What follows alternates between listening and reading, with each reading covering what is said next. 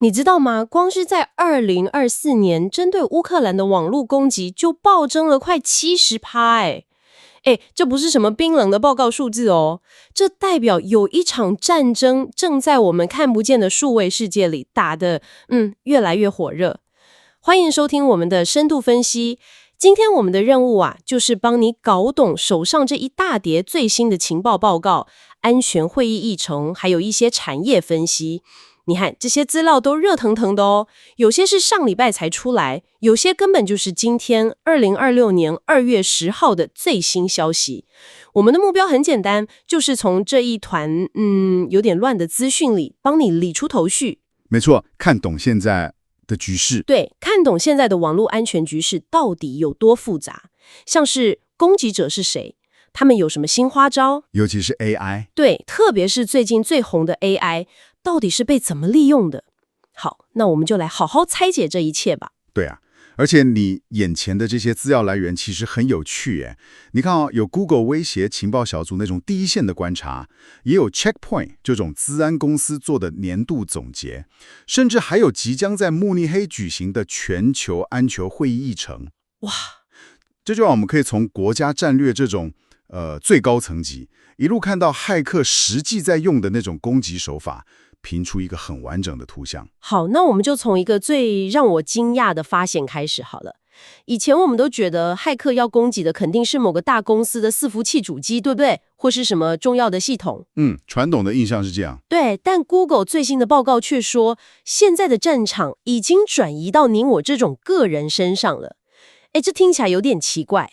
攻击个人能有多大效益？他们是怎么办到的？这其实就是一个很关键的思维转变。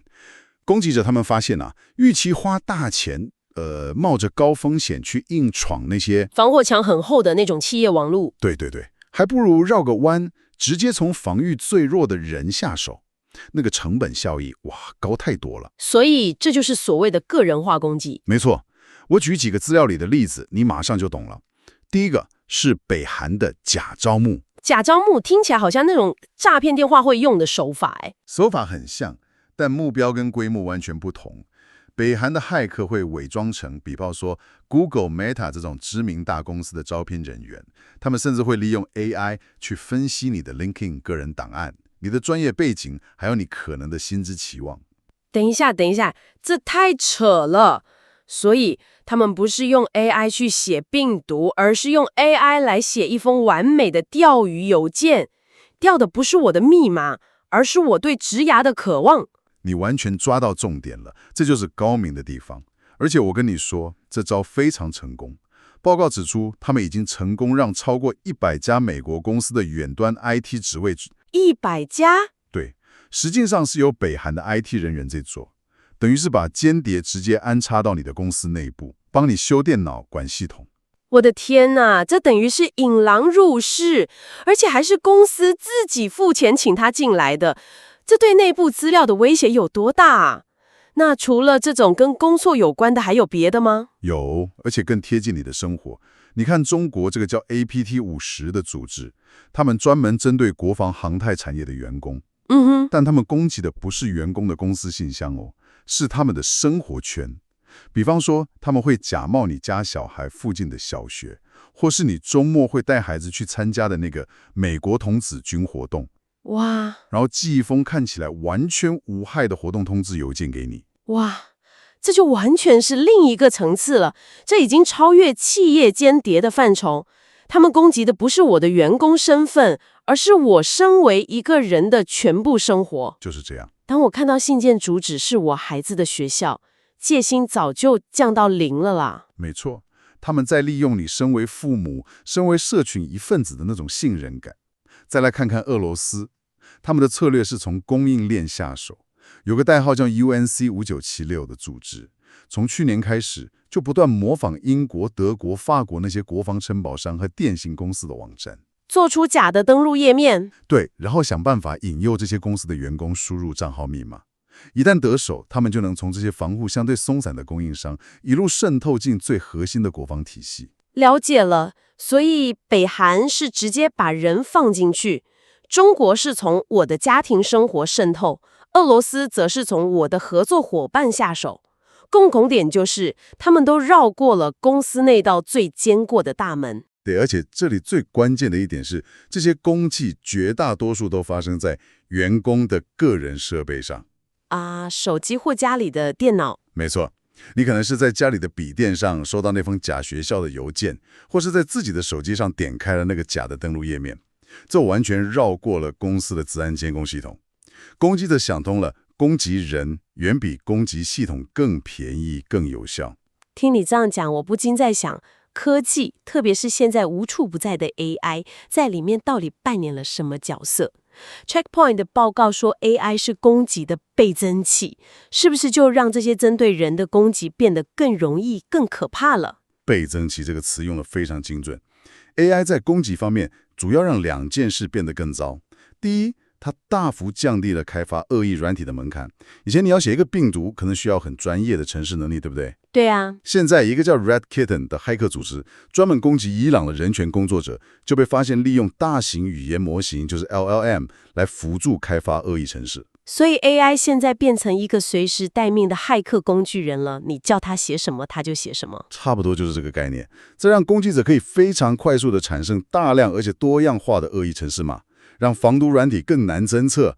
而第二个应用就更直接了，就是直接攻击 AI 工具本身的漏洞。攻击 AI 工具，像是我们平常在用的那些 ChatGPT 之类的吗？正是，而且这问题越来越严重。你看，有研究人员发现了16款恶意的 ChatGPT Chrome 浏览器扩充功能。16款？对，你以为装的是为了更方便，但他们其实在背景偷偷记录你所有的对话，窃取你的登录凭证。哇哦！还有一个更夸张的，一个叫 Cloudbot 的开源 AI 代理程式，有超过900个实例被发现，就这样，光溜溜的暴露在网络上。什么意思？光溜溜？就是完全没有密码保护，任何人都可以进去读取里面的资料，甚至透过它去远端执行程式码。哇，这就像我们为了方便开了一扇智慧大门，结果门锁的预设密码是1234，骇客就直接大摇大摆走进来了。不过凡事都有两面吧。AI 总得额外防守吧？当然，这就是它双面刃的特性。在防御面 ，AI 也开始扮演关键角色哦。例如，德国最近就积极向以色列取经，他们打算建立一个由 AI 驱动的网络铁穹 （Cyber Dome） 系统。网络铁穹？对，目标就像以色列的飞弹防御系统一样，能够及时侦测、分析，并且自动化的应对大规模的网络攻击。用 AI 来对抗 AI， 正合理嘛？但这是不是有点像军备竞赛？你 AI 变强，我的 AI 也变强，永无止境。这就是问题的核心。所以最近一份由30多个国家的专家共同撰写的国际 AI 安全报告，就提出了一个更深层的观点，叫做深度防御。报告的核心思想是，我们不能天真的希望 AI 模型本身是安全的。因为模型可能会犯错，也可能被恶意欺骗。所以意思是，不只要帮 AI 穿上防弹背心，还要派一个保镖在旁边，随时准备在它失控的时候把它拉开。这个比喻非常贴切。我们必须建立能够独立于 AI 模型之外的监督和控制机制。这套机制要能够持续验证 AI 的行为是否正常，而且最重要的是，在侦测到异常时，要有权利立刻喊停，切断它的权限。这才是真正把防御的主动权掌握在自己手里，而不是把所有希望都寄托在 AI 自己会乖乖听话。聊完这些宏观的趋势，我反而有点焦虑了。我想知道，就是今天此时此刻，有哪些据点有威胁正在发生？我们手上的资料有没有一些正在被大规模利用的漏洞，让我们更有感？当然有，我们直接来看几个热腾腾的案例。首先是 WinRAR 的重大漏洞，编号是 CVE2025-8088。WinRAR， 哇，这个几乎每台电脑都有没错，影响范围非常广。骇客只要引诱你下载一个特制的压缩档，在你解压缩的时候，他就会神不知不诡谲的把一个恶意程式偷偷放进你电脑的启动资料夹里。启动资料夹，意思就是我下次一开机，电脑就自动中毒，而且我从头到尾都不会发现任何异状。完全正确，手法非常隐蔽。接着，我们看到一个完全不同但同样有效的攻击手法，来自一个叫 Shining Hunters 的骇客组织。他们根本不用什么高深的技术他们用的是最古老的方法——打电话。这就是所谓的语音钓鱼。26年了耶，还有人用这么复古的方式？我以为这招早就没人会上当了。你千万别小看它，有时候最古老的方法最有效，因为我们所有的科技防御系统都是为了侦测复杂的网络攻击而设计的，反而忽略了这种直接针对人性的社交工程。他们会直接打电话给公司员工，伪装成 IT 部门的人，用各种话术一步一步引导你到他们做好的假登录页面，输入你的公司账号、密码，还有 MFA 验证码。对，甚至是你手机上跳出来的多因素验证码。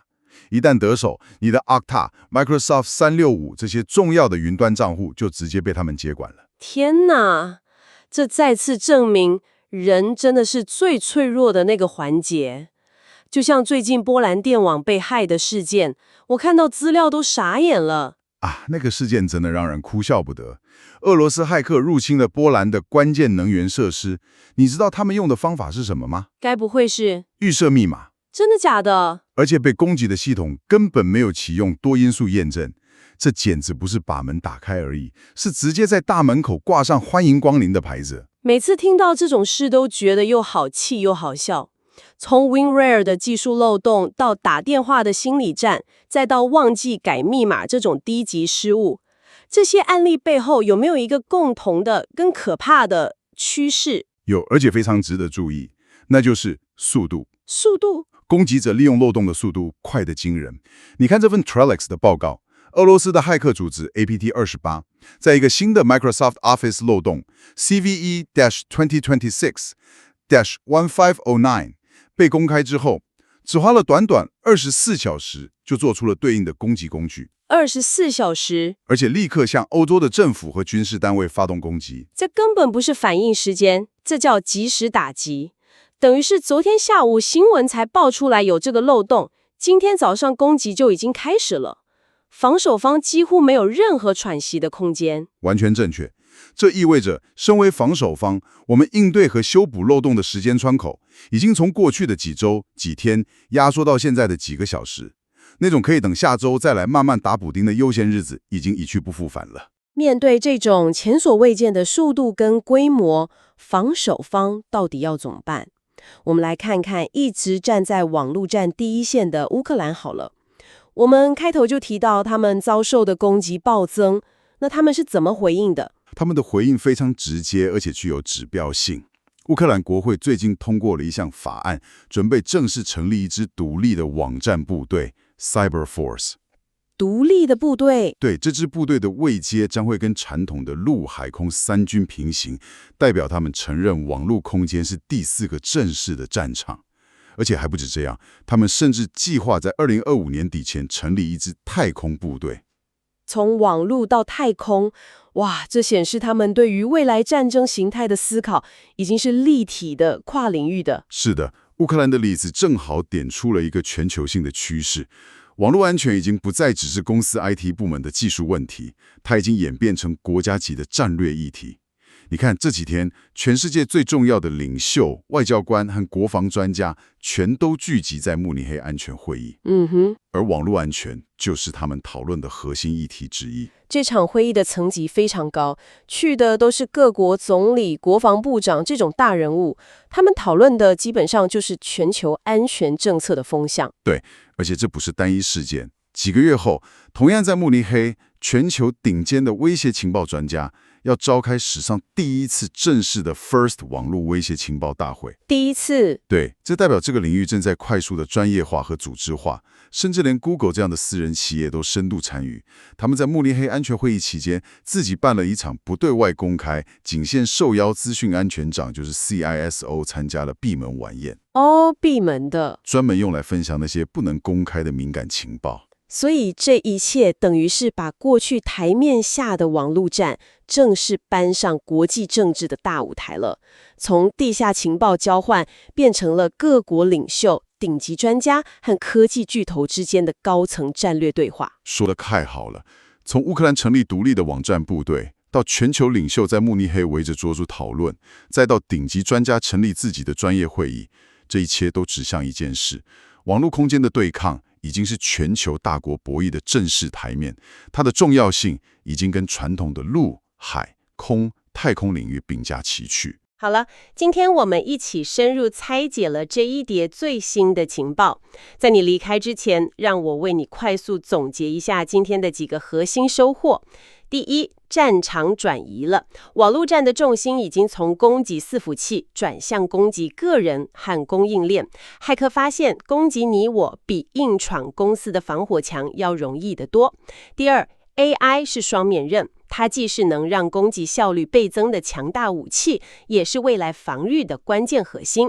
第三，速度决定一切，漏洞从被公开到被利用，时间可能只有24小时。防守方面面临极大的时间压力。最后，第四点，层级提高了，各国开始将网络空间视为与陆海空并列的正式军事领域，成立专门部队，并将其纳入最高层级的国家战略。总结得很好，而这一切其实最终都指向一个值得我们每个人深思的问题。今天我们谈到很多成功的攻击都发生在员工的个人设备上，对吧？因为那里没有公司的严密监控。但你想想看，在今天我们有多少人的个人生活和工作早已密不可分？几乎分不开了。你用自己的手机收发工作邮件，在公司的电脑上登入个人的社群账号。所以我想留给你思考的是，在这个公司领域界限越来越模糊的世界里，我们每个人是不是都不知不觉地成了国家级安全链上那个最脆弱、最容易被攻破的一环？而我们作为一个个体，又该如何看待自己在这场全球数位对抗中的角色与新的责任？